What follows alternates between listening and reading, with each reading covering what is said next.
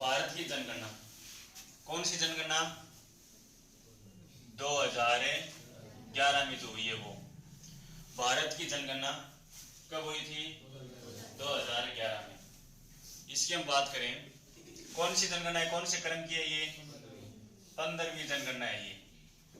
ठीक है, कौन सी जनगणना है? 15वीं जनगणना। कब हुई थी 15वीं जनगणना? 2011 में। 2011 में हुई थी। ठीक है, सबसे पहले हम बात करें भारत में सबसे पहले जो जनगणना है वो कब हुई थी? तो 3 सदियों में आज तक जनगणना हो चुकी है भारत में। 3 सदी, 19वीं सदी और 20वीं सदी और 21वीं सदी। भारत में आज तक 3 सदियों में क्या हो चुकी है? जनगणना। सबसे पहले हम बात करें 19वीं सदी में, यानी पहली जो जनगणना है वो कब हुई थी? सन 1872 में पहली जनगणना हुई थी। ठीक है ना। वैसे जनगणना है ना, ये कितने साल में एक बार होती है? 10 वर्ष में एक बार जनगणना होती है। ठीक है ना। जनगणना है ये कितने साल में होती है? 10 वर्ष में। 10 वर्ष में एक बार जनगणना का कार्य 10 वर्ष में एक बार किया जाता है। पहली जनगणना हुई थी 1872 में भारत में। और इसमें वायसराय कौन था भारत का? लॉर्ड मेयो के टाइम में। तो ये भी ध्यान रखना है। भी 1872 में पहली जनगणना हुई थी, उसमें वायसराय कौन था? Lord Mayo. ये भी ध्यान रखना है। ठीक है ना। तो प्रश्न आ जा कि भारत की पहली जनगणना के समय वायसराय कौन था? कौन था? Lord Mayo. नियमित रूप से हम बात करें ना, भारत में नियमित रूप से पहली जनगणना कब हुई? संपूर्ण भारत की पहली जनगणना कब हुई? तो ये ध्यान रखना, भारत की संपूर्ण भारत की जनगणना यानी नियमित रूप से जनगणना कब स्टार्ट हुई थी? 1881 से। ठीक है ना। ये नियमित जनगणना है, संपूर्ण भारत की जनगणना हुई थी इसमें। और 1881 के समय जो नियमित जनगणना हुई थी उस समय भारत का वायसराय कौन था? तो ये ध्यान रखना, लॉर्ड रिपन। Lord Ripon. तो ये भी एग्जाम में क्वेश्चन आता है। 1881 में संपूर्ण भारत की जनगणना हुई थी, नियमित रूप से जनगणना स्टार्ट हो गई थी। ठीक है। तो 1881 में भारत का वायसराय कौन था? कौन था? Lord Ripon. उसके बाद में हुई थी 1891। ये 19वीं सदी में 3 जनगणना हुई थी, 1872, 1881 और 1891।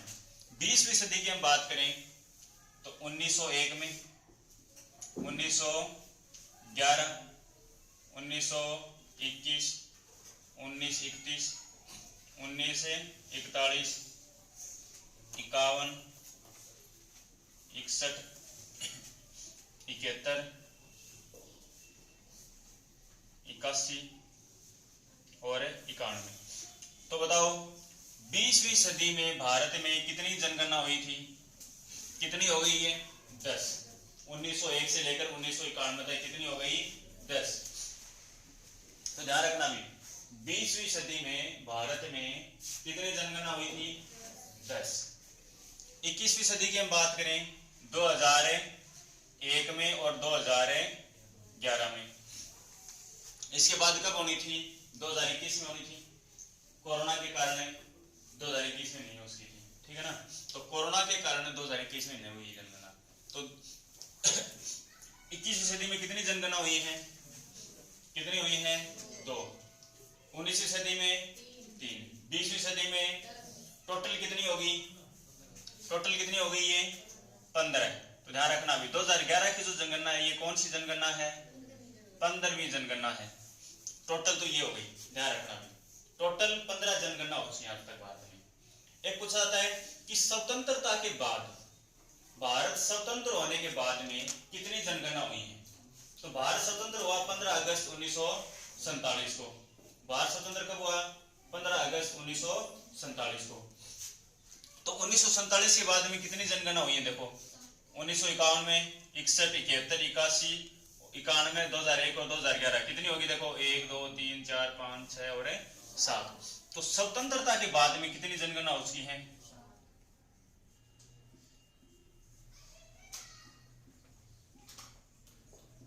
आज तक हम बात करें भारत स्वतंत्र होने के बाद कितनी जनगणना हो चुकी है?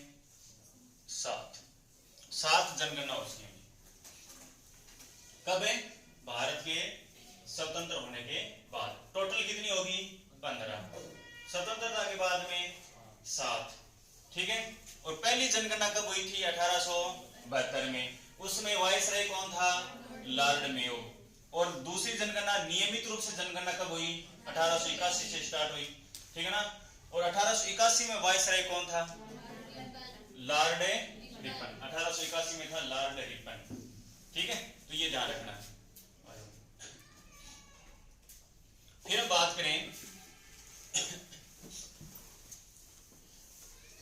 स्वतंत्रता के बाद, भारत स्वतंत्र होने के बाद में जितनी भी जनगणना हुई है ना, ये कौन से अधिनियम के तहत हुई है? ये एग्जाम में क्वेश्चन आता है, ठीक है ना। स्वतंत्र होने के बाद में भारत में जनगणना का जो कार्य है, ये कौन से अधिनियम के तहत किया जाता है? तो ये एग्जाम में क्वेश्चन आता है। तो ये भी ध्यान रखना भाई, स्वतंत्रता के बाद, स्वतंत्रता के बाद जनगणना का कार्य, जनगणना का कार्य कौन से अधिनियम के तहत किया जाता है? तो ये ध्यान रखना भी, जनगणना अधिनियम, जनगणना अधिनियम 1948, जनगणना अधिनियम 1948। तो ये ध्यान रखना भी, वेरी वेरी इंपॉर्टेंट है। भारत स्वतंत्र होने के बाद में जितनी भी जनगणनाएं हुई हैं, वो कौन से अधिनियम के तहत की गई हैं? जनगणना अधिनियम 1948 के तहत की गई है। जनगणना अधिनियम 1948 के तहत की गई है टोटल जनगणना, ठीक है। और ये अधिनियम किसने पेश किया था? सरदार वल्लभ भाई पटेल ने। जनगणना अधिनियम 1948 किसने पेश किया? सरदार वल्लभ भाई पटेल। तो ये हमें ध्यान रखना है, ठीक है।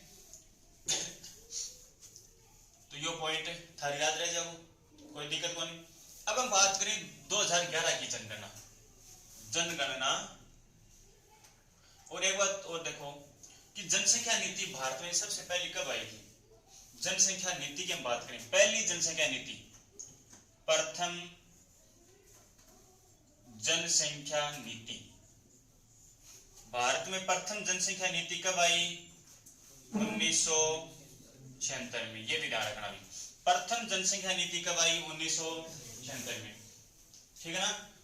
भारत में प्रथम जनसंख्या नीति कब आई थी? 1976 में। ये भी ध्यान रखना, प्रथम जनसंख्या नीति 1976 में, याद रह जाओ, कोई दिक्कत को नहीं, ठीक है। अब हम बात करें जनगणना 2011, भारत की जनगणना 2011 की हम बात करें, तो जनगणना 2011 इसकी हम बात करें तो ये कौन सी जनगणना है? 15वीं जनगणना है, ठीक है। और इस जनगणना के टाइम में भारत की जनसंख्या, कितनी जनसंख्या रही है? 121.08 करोड़, ठीक है ना। और 2011 की जो जनगणना हुई है, 2011 की जो जनगणना हुई है भारत के अंदर, तो इस जनगणना में एक जनगणना आयुक्त बनाया गया। क्या बनाया गया? जनगणना आयुक्त। जनगणना आयुक्त किसको बनाया गया था? सी चंद्रमौली। किसको बनाया गया? सी चंद्रमौली, सी चंद्रमौली जनगणना आयुक्त बनाया गया सी चंद्रमौली को। तो ये भी ध्यान रखना भाई, 2011 की जो जनगणना हुई है, इस जनगणना में जनगणना आयुक्त किसे बनाया गया? सी चंद्रमौली, सी चंद्रमौली, ठीक है। नारा क्या रखा गया है इसका? जनगणना 2011 का जो नारा है वो क्या है? हमारी जनगणना हमारा अधिकार, हमारी जनगणना हमारी जनगणना हमारा अधिकार।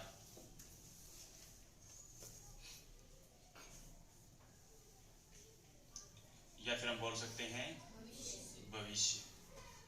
हमारी जनगणना हमारा अधिकार या हमारा भविष्य। तो ये भी ध्यान रखना भाई, जनगणना 2011 का जो नारा है वो क्या था? हमारी जनगणना हमारा अधिकार, हमारी जनगणना हमारा अधिकार। ठीक है। और जनगणना आयुक्त किसे बनाया गया? सी चंद्रमौली को। जनगणना आयुक्त किसे बनाया गया? सी चंद्रमौली। ये भी ध्यान रखना है सभी को। 19वीं सदी में कितनी जनगणना हुई? 3। पहली जनगणना कब हुई? 1872। वायसराय कौन था? Lord Mayo. दूसरी जनगणना नियमित रूप से जनगणना कब शुरू हुई? 1881। वायसराय कौन था? Lord Ripon. ठीक है। स्वतंत्रता के बाद, भारत स्वतंत्र होने के बाद में कितनी जनगणना हुई है? 7। और स्वतंत्रता के बाद में जितनी भी जनगणना हुई है वो कौन से अधिनियम के तहत हुई है? जनगणना अधिनियम 1948। प्रथम जनसंख्या नीति कब आई? 1976। 2011 की जनगणना में जनगणना आयुक्त किसे बनाया गया? सी चंद्रमौली। नारा क्या रखा गया? हमारी जनगणना हमारा अधिकार। ठीक है।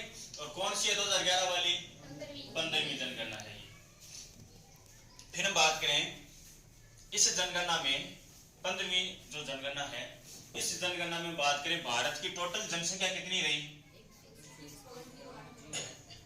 भारत की टोटल जनसंख्या रही है 121.08 करोड़। क्या रखना?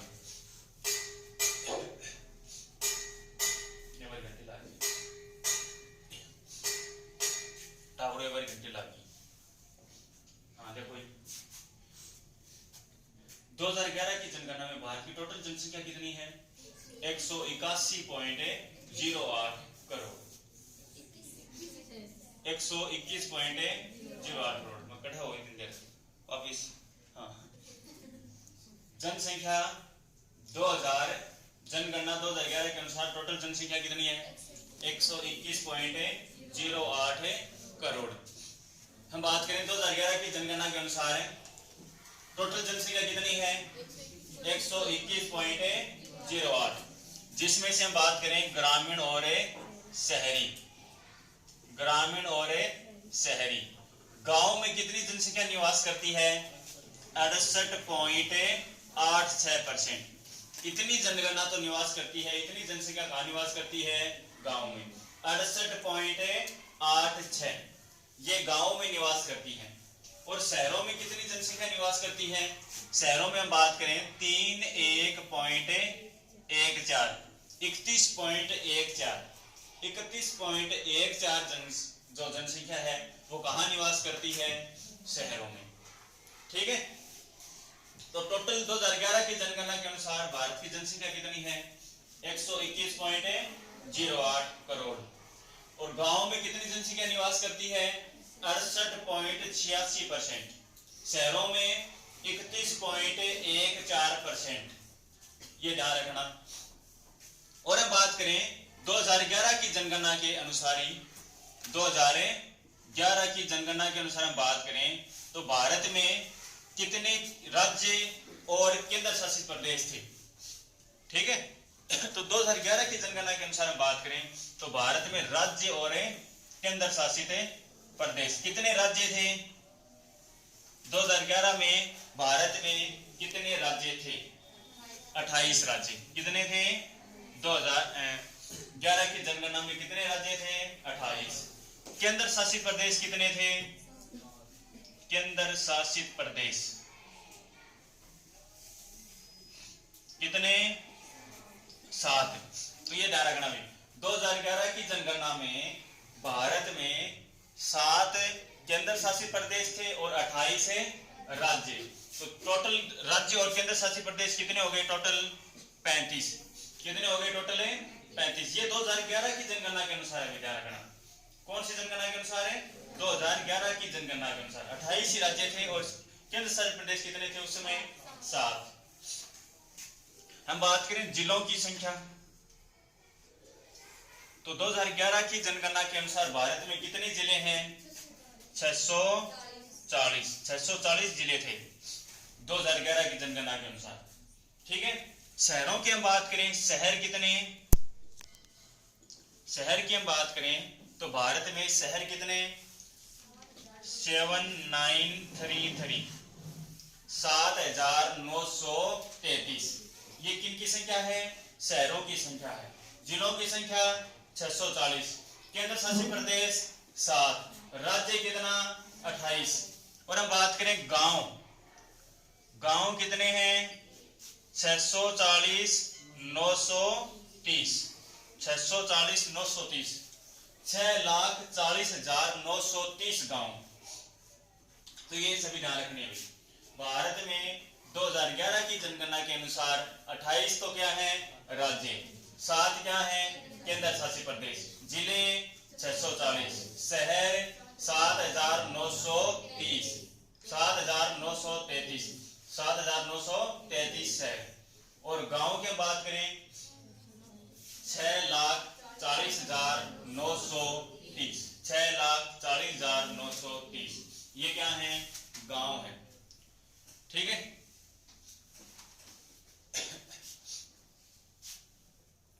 आज तक समझ में आ गया? कोई दिक्कत को नहीं है?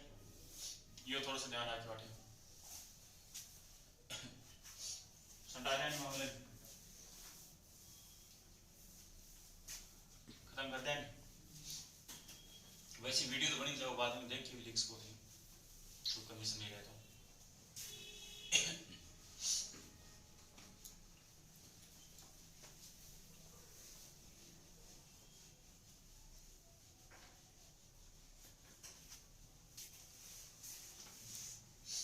जनगणना कार्य, और ये जो जनगणना है ये कौन जारी करता है? जनगणना के आंकड़े NSO, केंद्रीय सांख्यिकी office, NSO national statistical office.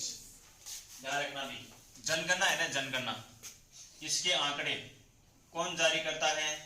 Bharat में जनगणना के जो आंकड़े हैं वो कौन जारी करता है? NSO national statistical office. इसकी फुल फॉर्म क्या है? National statistical, STATISTICL, national statistical office, national सांख्यिकी कार्यालय, नेशनल सांख्यिकी कार्यालय, नेशनल स्टैटिस्टिकल ऑफिस। जनगणना के जो आंकड़े हैं वो जारी कौन करता है? NSO जारी करता है। ठीक है ना, NSO, और ये इसकी फुल फॉर्म है, ये ध्यान रखना। ये जनगणना के आंकड़े जारी करता है NSO, याद रखनी है बात। ठीक है, अब देखो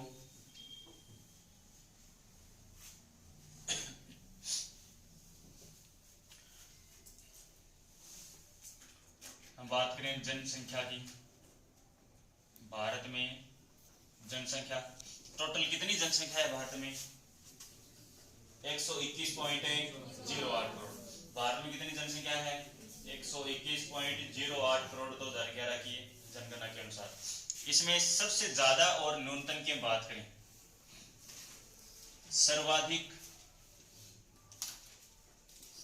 और न्यूनतम,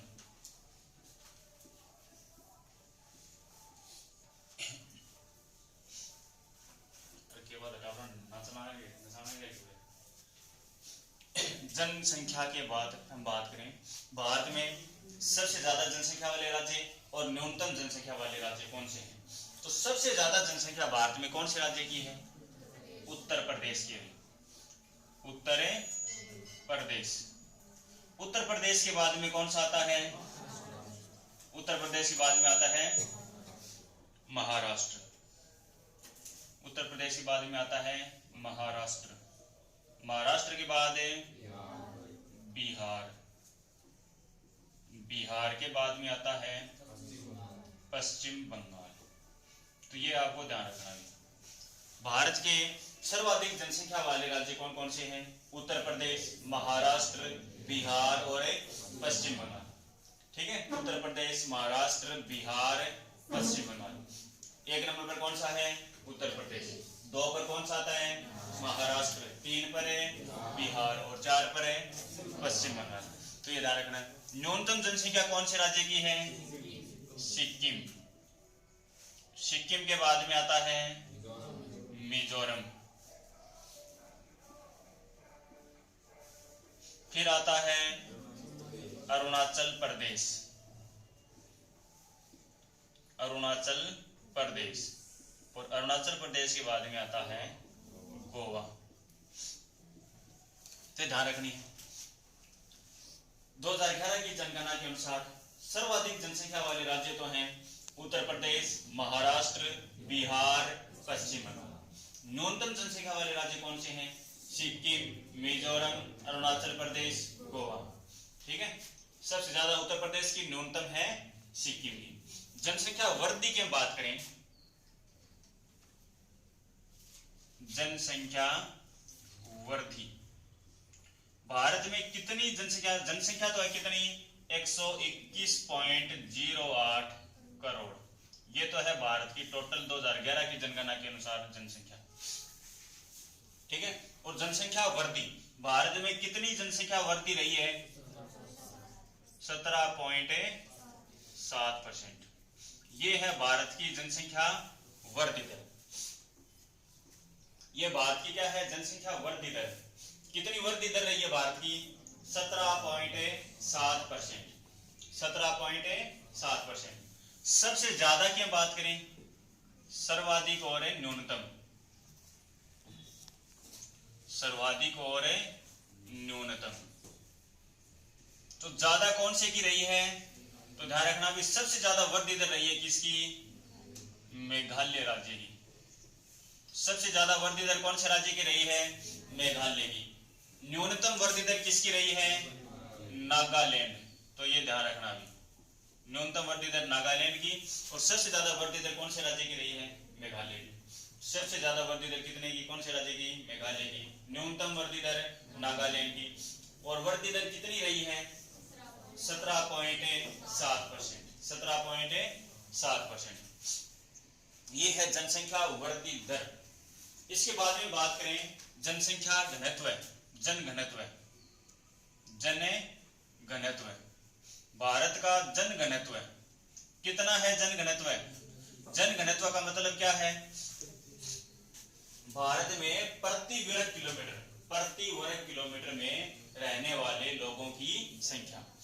भारत में प्रति वर्ग किलोमीटर में रहने वाले लोगों की संख्या, और भारत का जनघनत्व, जनसंख्या घनत्व कितना है? 382। ठीक है ना, 382 व्यक्ति प्रति वर्ग किलोमीटर रहते हैं। भारत में 382 व्यक्ति प्रति वर्ग किलोमीटर में रहते हैं। तो ये ध्यान रखना भाई। तो भारत का जनसंख्या घनत्व कितना है? 382। फिर बात करें सबसे ज्यादा जनसंख्या घनत्व, सबसे ज्यादा और न्यूनतम की बात करें तो कौन से राज्य का सबसे ज्यादा जनसंख्या घनत्व है? तो ध्यान रखना भी, सर्वाधिक जनसंख्या घनत्व कौन से राज्य का है? बिहार राज्य का है, बिहार। और न्यूनतम जनसंख्या घनत्व कौन से राज्य का है? तो न्यूनतम की बात करें अरुणाचल प्रदेश, अरुणाचल प्रदेश। मात्र कितने व्यक्ति रहते हैं? 17 व्यक्ति प्रति वर्ग किलोमीटर में रहते हैं। बिहार के बाद में कौन से राज्य का नाम आता है? बिहार के बाद में सर्वाधिक में आता है पश्चिम बंगाल। ये भी ध्यान रखना, जो ध्यान रखने। तो सबसे ज्यादा जनसंख्या घनत्व है, 1 नंबर पर तो कौन सा है? बिहार। 2 पर कौन सा है? पश्चिम बंगाल। इन दोनों का जनसंख्या घनत्व 1000 से भी क्या है? ज्यादा है।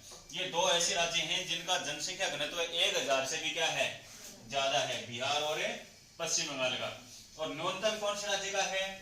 अरुणाचल प्रदेश का। मात्र 17 व्यक्ति प्रति वर्ग किलोमीटर में रहते हैं। ये भारत का क्या है? जनघनत्व, जनसंख्या घनत्व कितना है? टोटल जनसंख्या घनत्व 382 व्यक्ति प्रति वर्ग किलोमीटर में रहते हैं। याद रह जाएगा। याद रह जाओगे सारे को, कोई दिक्कत को नहीं, ठीक है। फिर हम बात करें जनसंख्या घनत्व के बाद में भारत में लिंगानुपात को लेकर के हम बात करते हैं। लिंगानुपात, लिंगानुपात, भारत का लिंगानुपात कितना है? भारत का कुल लिंगानुपात कितना है? 943। लिंगानुपात का मतलब होता है प्रति 1000 पुरुषों पर महिलाओं की संख्या, प्रति 1000 पुरुषों पर महिलाओं की संख्या। और कितनी है? 943। कौन सी जनगणना के अनुसार? 2011 की जनगणना के अनुसार। जनसंख्या लिंगानुपात कितना है भारत का? 943, 943। और हम बात करें ग्रामीण और शहरी, ग्रामीण लिंगानुपात और शहरी लिंगानुपात। तो ग्रामीण लिंगानुपात कितना है भारत का? तो यह भी ध्यान रखना है, कितना है? 949। शहरी लिंगानुपात कितना है? 929। तो यह भी ध्यान रखना, भारत का ग्रामीण लिंगानुपात कितना है? 949। शहरी लिंगानुपात कितना है? 929। कुल लिंगानुपात कितना है? 943। अब हम बात करें सर्वाधिक और न्यूनतम की। सर्वाधिक और न्यूनतम, तो बताओ सबसे ज्यादा लिंगानुपात कौन से राज्य का है? भारत में सबसे ज्यादा लिंगानुपात कौन से राज्य का है? केरल राज्य का है, केरल। और केरल के बाद में कौन सा आता है? तमिलनाडु। ध्यान रखना, केरल के बाद में कौन सा आता है? तमिलनाडु। तमिलनाडु के बाद में आंध्र प्रदेश, और आंध्र प्रदेश के बाद में छत्तीसगढ़, आंध्र प्रदेश के बाद में छत्तीसगढ़। हमें ध्यान रखना है सर्वाधिक किसका है। तो सबसे ज्यादा किसका है? केरल का। भारत में सबसे ज्यादा लिंगानुपात कौन से राज्य का है? केरल राज्य का। किसका? केरल का। न्यूनतम की हम बात करें तो न्यूनतम में कौन सा है? हरियाणा के बाद में सिक्किम, हरियाणा के बाद में सिक्किम, और सिक्किम के बाद में पंजाब, सिक्किम के बाद में आता है पंजाब। तो ध्यान रखना भी, भारत में सबसे ज्यादा लिंगानुपात कौन से राज्य का है? तो भारत में सबसे ज्यादा लिंगानुपात है केरल राज्य का। सबसे कम लिंगानुपात कौन सा राज्य को है? सबसे कम है हरियाणा को, और सबसे ज्यादा है केरल को। याद रह जाएगा। फिर बात करें शिशु लिंगानुपात की। शिशु लिंगानुपात, तो बताओ भाई भारत में शिशु लिंगानुपात कितना है? तो ये आपको ध्यान रखना, कितना है? 919। भारत में शिशु लिंगानुपात कितना है? 919। कितना है शिशु लिंगानुपात? 919। और शिशु लिंगानुपात कितने वर्ष के बच्चे आते हैं इसमें? 0 से 6 वर्ष के बच्चे, ठीक है ना। 0 से 6 वर्ष के जो बच्चे हैं वो आते हैं शिशु। और शिशु लिंगानुपात कितना है भारत में? 919। सबसे ज्यादा शिशु लिंगानुपात की हम बात करें सर्वाधिक, और हम बात करें न्यूनतम की। सर्वाधिक और न्यूनतम, तो बताओ भाई भारत में सबसे ज्यादा शिशु लिंगानुपात कौन से राज्य का है? आंध्र प्रदेश। ध्यान रखना, कौन से राज्य का है? आंध्र प्रदेश का है। न्यूनतम शिशु लिंगानुपात कौन से राज्य का है? हरियाणा। कौन से राज्य का है? हरियाणा। तो ये भी ध्यान रखना, भारत में सबसे ज्यादा शिशु लिंगानुपात कौन से राज्य का है? आंध्र प्रदेश का। भारत में सबसे ज्यादा शिशु लिंगानुपात कौन से राज्य का है? आंध्र प्रदेश। और न्यूनतम शिशु लिंगानुपात कौन से राज्य का है? हरियाणा का, हरियाणा, ठीक है ना।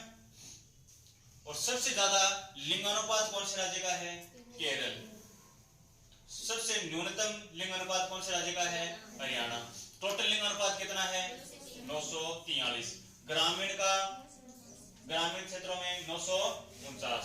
शहरी क्षेत्रों का लिंगानुपात है 929। शिशु लिंगानुपात 919। 919। ये बात थी किसकी? लिंगानुपात, ठीक है ना। खत्म करते हैं, इन्हें याद रखना है।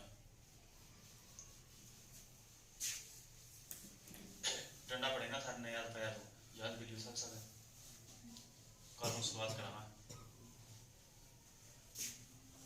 सोच समझ के होगा ठावा है कोचिंग मानू पहले 5 बार सोचो है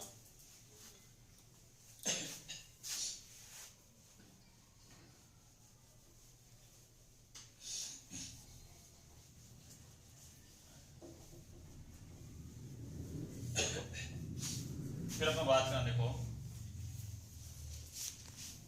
लिंग अनुपात हो एससी और एसटी साक्षरता। तो साक्षरता की बात करें और एससी एसटी की हम बात करें तो सबसे पहले बात करते हैं साक्षरता को लेकर पढ़ाई लिखाई। साक्षरता भारत की साक्षरता कितनी है 2011 की जनगणना के अनुसार 74.04%। ये है भारत की साक्षरता। भारत की साक्षरता कितनी है 74.04%, जिसमें से हम बात करें पुरुष और महिलाओं की। पुरुष और महिलाओं की पुरुष साक्षरता कितनी है भारत में? पुरुष साक्षरता है 80.9%। 80.9%। यह है भारत की पुरुष साक्षरता। क्या है ये?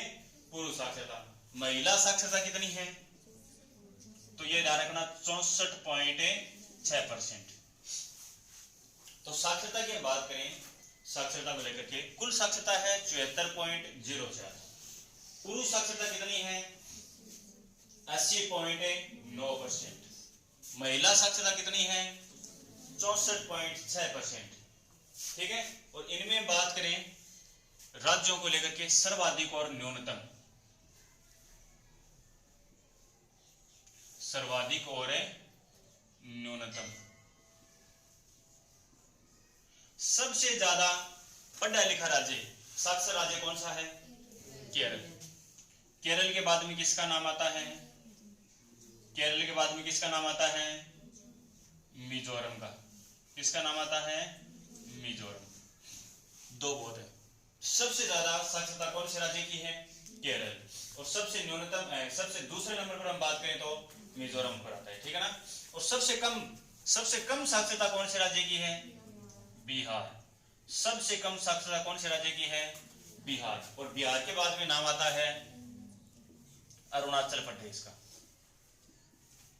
अरुणाचल प्रदेश। तीसरी सबसे कम बात करें 3 नंबर पर आता है राजस्थान। ठीक है। तो सबसे ज्यादा साक्षरता कौन से राज्य की है? केरल राज्य की है। सबसे कम साक्षरता कौन से राज्य की है? बिहार की। ठीक है ना। सबसे कम बिहार, सबसे ज्यादा केरल। हम बात करें केंद्र शासित प्रदेशों में, बात करें केंद्र शासित प्रदेश की बात करें तो केंद्र शासित प्रदेशों में सबसे ज्यादा साक्षरता, साक्षर केंद्र शासित प्रदेश कौन सा है? लक्षद्वीप। कौन सा है? लक्षद्वीप। ध्यान रखना भी। केंद्र शासित प्रदेशों में सर्वाधिक साक्षरता कौन से केंद्र शासित प्रदेश की है? लक्षद्वीप की। न्यूनतम की बात करें तो, न्यूनतम की बात करें तो दादर नागर हवेली और दमन दीव। दादर नागर हवेली और दमन दीव एक ही हो गया तो ये। ठीक है ना। तो सबसे कम किसकी है? दादर नागर हवेली व दमन दीव की। और सबसे ज्यादा साक्षर कौन सा है? लक्षद्वीप। तो ये भी ध्यान रखना भी।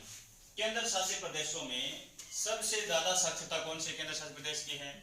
लक्षद्वीप की। न्यूनतम दादर नागर हवेली व दमन दीव की। और सर्वाधिक साक्षरता कौन से राज्य की है? केरल की। न्यूनतम बिहार की। न्यूनतम एक आता है शहरी की। शहरों में बात करें तो शहरों में सबसे पढ़ा लिखा, सर्वाधिक शहरी साक्षरता कौन से राज्य की है? सबसे ज्यादा शहरी साक्षरता कौन से राज्य की है? कौन से राज्य की है? केरल की। शहरी साक्षरता कौन से राज्य की है? केरल की। न्यूनतम शहरी साक्षरता कौन से राज्य की है? न्यूनतम शहरी साक्षरता, न्यूनतम शहरी साक्षरता कौन से? उत्तर प्रदेश की। किसकी है? उत्तर प्रदेश। तो ये ध्यान रखना भाई, शहरों में सबसे कम किसकी है? उत्तर प्रदेश की, ज्यादा केरल की है। पुरुषों में हम बात करें, पुरुषों में सबसे ज्यादा साक्षर कौन सा है? पुरुषों में सबसे ज्यादा साक्षर कौन सा है? केरल। कौन सा राज्य है? केरल। और न्यूनतम की बात करें तो बिहार। पुरुषों में सबसे कम पढ़ा लिखा कौन सा है?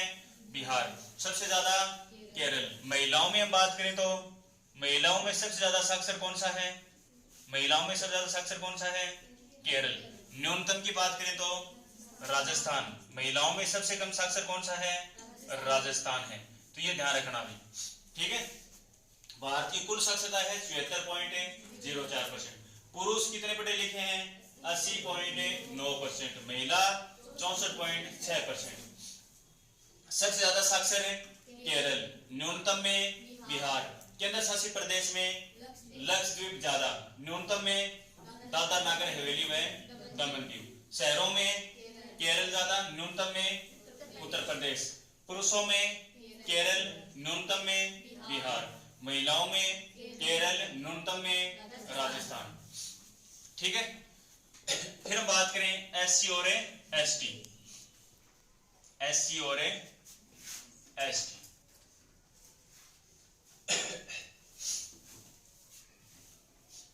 एससी एसटी देखो कितना याद करोगा, एक तो मध्य प्रदेश में ज्यादा है, एक है उत्तर प्रदेश में ज्यादा है। अब कौन सी उत्तर प्रदेश में ज्यादा है, कौन सी मध्य प्रदेश में ज्यादा है, इसके लिए क्या करना है? यूपीएससी ध्यान में रखो। क्या याद रखोगा? यूपीएससी। यूपीएससी नाम है यूनियन पब्लिक सर्विस कमीशन, नाम सुन रहे हो? UPSC, union public service commission, UPSC. तो इतना पता चल जाओ। यूपी को मतलब है उत्तर प्रदेश, एससी उत्तर प्रदेश में क्या ज्यादा है? एससी ज्यादा है। तो याद रह जाएगा है। तो सर्वाधिक और न्यूनतम की बात करें, सर्वाधिक और न्यूनतम, तो बताओ भाई एससी सबसे ज्यादा कौन से राज्य में है? उत्तर प्रदेश में सबसे ज्यादा है। उत्तर प्रदेश में क्या है? सबसे ज्यादा एससी है। न्यूनतम कहां पर है? नागालैंड में है। तो ये भी ध्यान रखना भी, न्यूनतम नागालैंड में। तो बताओ भाई सबसे ज्यादा एससी कौन से राज्य की? उत्तर प्रदेश, यूपी एससी, ठीक है। और सबसे कम नागालैंड की।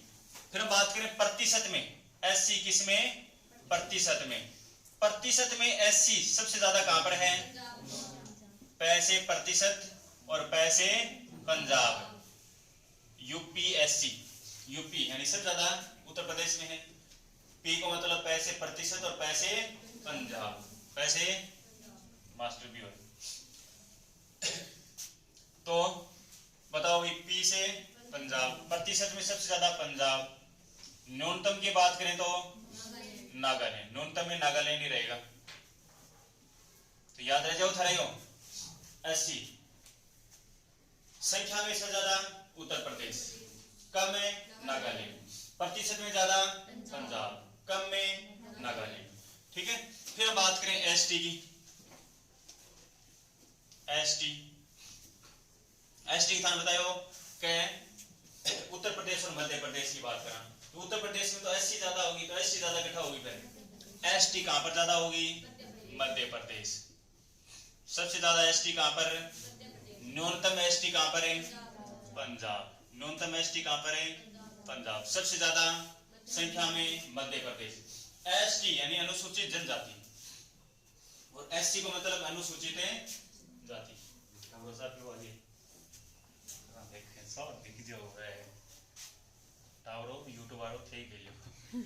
राजी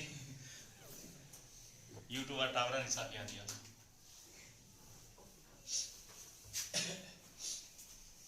तो एसटी प्रतिशत में और बात करा था, तो एसटी प्रतिशत में बात करें अनुसूचित जनजाति। एससी का मतलब अनुसूचित जाति, अनुसूचित जाति, ये अनुसूचित जनजाति, अनुसूचित जनजाति। एसटी परसेंट में बात करें तो मैं से मध्य प्रदेश ज्यादा और मैं से मिजोरम, मैं से मिजोरम। मिजोरम में प्रतिशत में ज्यादा है, प्रतिशत में कम कहां पर है? पंजाब। कम कहां पर है? पंजाब। संख्या में मध्य प्रदेश है, कम पंजाब।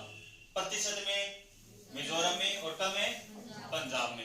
एससी और एसटी हो गई, साक्षरता हो गई, ठीक है। और हम बात करें, देखो केंद्र शासित प्रदेशों की थोड़ी सी और चर्चा कर लेते हैं। केंद्र शासित प्रदेशों में सबसे ज्यादा जनसंख्या कौन से केंद्र शासित प्रदेश की है? तो देखो जनसंख्या केंद्र शासित प्रदेशों की हम बात करें, केंद्र शासित प्रदेश, सबसे ज्यादा जनसंख्या कौन से केंद्र शासित प्रदेश की है? दिल्ली की है। कहां की है? दिल्ली की। और कम किसकी है? लक्षद्वीप। सबसे कम जनसंख्या कौन से केंद्र शासित प्रदेश की है? लक्षद्वीप की।